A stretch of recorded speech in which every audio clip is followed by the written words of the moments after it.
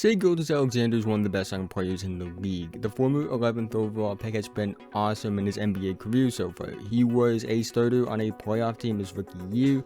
He was somebody that was the headline return piece in a trade for Paul George, who was a top 3 MVP kind of candidate at the time. In his second season, he was really awesome, and he showed a lot of promise while playing for the Oklahoma City Thunder while being the understudy of a future Hall of Famer, Chris Paul. And this year he has taken his game to the next level. And in today's video, I will be talking about Shai Gilgeous Alexander, the improvements that he's made this season, and what I think he could be. But before we get into today's video, if you're new and you like basketball, I really think you would love this channel. So if you haven't already, feel free to like, subscribe, hit the notification bell to be notified whenever I release a video. I make videos that take some elements from film essays and apply them to basketball. I also make videos covering draft prospects and high school prospects. I'm trying to reach 10,000 subscribers by the end of the year. So if you're into any of those things, doing all of the things I mentioned would be a big help to me. It wouldn't take a lot of time out of your day, and it would mean a lot. Let's try to get this video to 100 likes so YouTube could recommend it to others. Also make sure you follow my Twitter. Link to everything in the description below as always. But with that being said, let's get right into the video.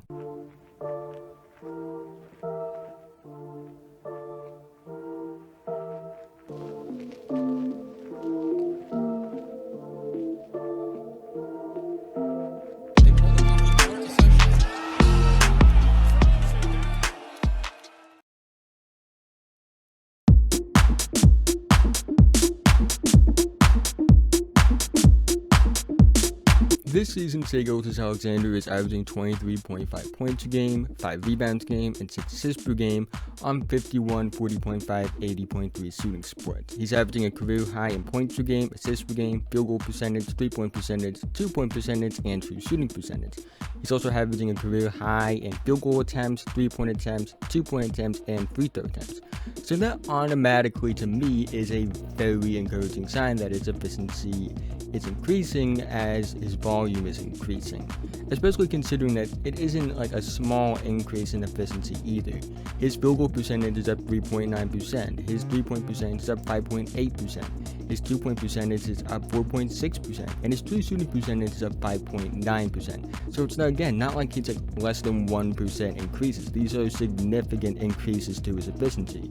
He's one of only 6 players in the league this year to average at least 23 points a game, 5 rebounds a game, and 6 assists per game.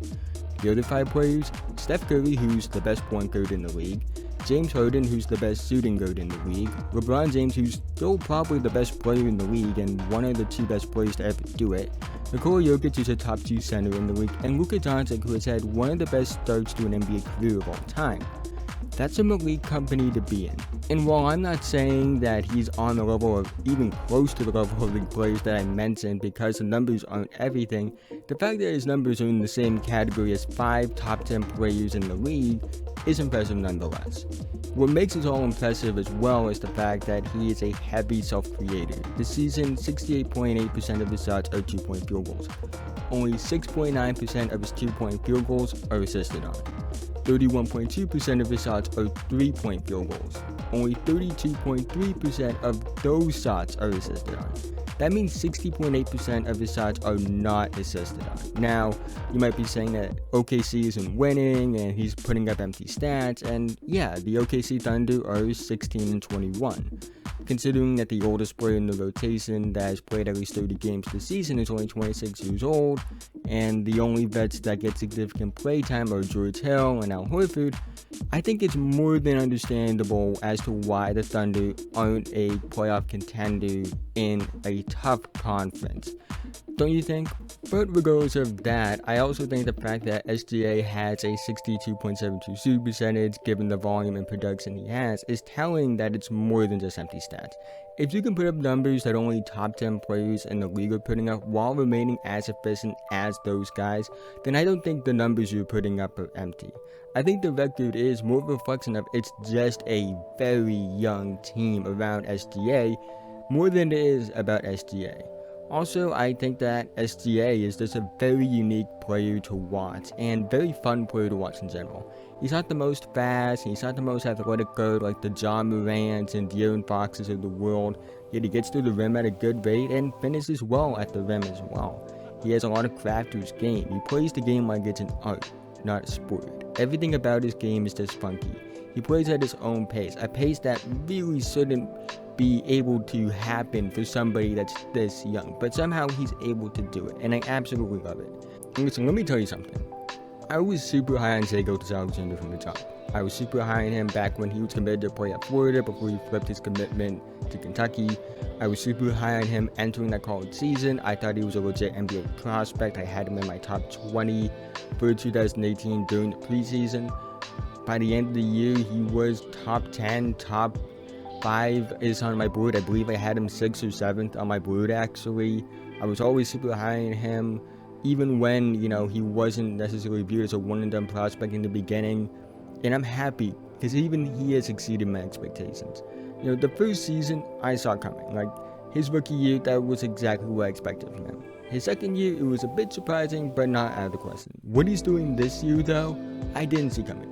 I didn't see it coming this quickly, at least. I didn't see him becoming this 23-5-6 on great efficiency player. I didn't see him becoming a guy that shot 40% from 3 on 5 attempts this quickly and got to the line at almost 7 times a game this quickly at only 22 years old in his 3rd season. He's better than I think the public perception around him is. And I know basketball fans that are diehard fans and OKC fans, they know how good he is, especially the basketball junkies like myself. But at the same time, I believe that I have a lot of people that subscribe to my channel that aren't, always focused on basketball, which is okay. Everyone has different interests, and they need to know just how good he is. This is a player at 22 years old putting up numbers that LeBron, Curry, Harden, and Luka are putting up. This is somebody that has a chance to be a perennial all-NBA level player, in my opinion. Because the thing is, okay, maybe he doesn't improve much from this. If he doesn't improve much from this, he's still someone that's probably perennial all-star material. But if he continues to improve on this, it could be scary. And I wouldn't doubt that he does improve on this, because of the fact that he's improved so much from U1 to U2 and U2 to U3. What's not to say he can't improve from U3 to U4 and U4 to U5. He's only 22 years old. There's a lot of room to grow, and anything's possible. And I would want to see him improve more and more, and maybe even exceed my expectations of him just being a perennial all-NBA level player and becoming a superstar. Now, I'm not saying he's going to be a superstar, but to see somebody exceed even my high expectations for him based off what I've seen, that would be awesome. And I would be really happy if that happened. But again, regardless, I think he's going to be a great NBA player, one of the best in the league one day, and it should be fun. He's going to surprise a lot of people, and whenever he's on NBA TV or you have a chance to watch him on League Pass, watch him, because he's one of the most entertaining players in the league to watch. So I made this video because of the fact that I felt like the last video I made was about Ja Morant, and I mentioned SGA, and I mentioned how I thought there was potential that you could make an argument for him being better than Ja. And instead of, just talking about that and leaving you on a short note, I wanted to make a whole video talking about Shai Gilgeous Alexander. Now, this isn't my first, and this is actually probably my 3rd video I've made on SGA. I think I made one during his rookie year. I definitely did. I made one during 2nd year. And I think, this is the 3rd year, so I'm making a 3rd video on him. But he's incredible. I love him. He's one of my favorite players. I've been a fan of him since he was in high school. He's somebody that, again, like I mentioned, has exceeded even my expectations. And I was way higher on him from the jump than a lot of people were. He's somebody that has a chance to be a perennial, all-NBA level player, like I mentioned. But again, I just wanted to show him some love. He's not talked about like that. I know people know who he is. I definitely do. But I definitely think that, people don't understand that, he's on the level of, again, guys like Trae Young, guys like, Ja Morant and De'Aaron Fox, guys like that. And I just wanted to sum up. Now, this isn't me saying that he's better than any of those players. I think that's a different story for a different time. I'm not saying that he is better. I'm not saying that he isn't better than those guys. But again, he's in that same tier as those guys, and he's just not talked about like that enough among mainstream. This is a rising star, and usually players that are as good as he is in their 3rd year get talked about more. I think if the mainstream won't talk about him, I think it's, my job to talk about him. But that is the end of this video. If you've made it to this point, thank you so much. Again, if you haven't already, like, subscribe, do all those things. Help me reach 10,000 subscribers by the end of the year. Try to get this video to 100 likes so YouTube will recommend it to others.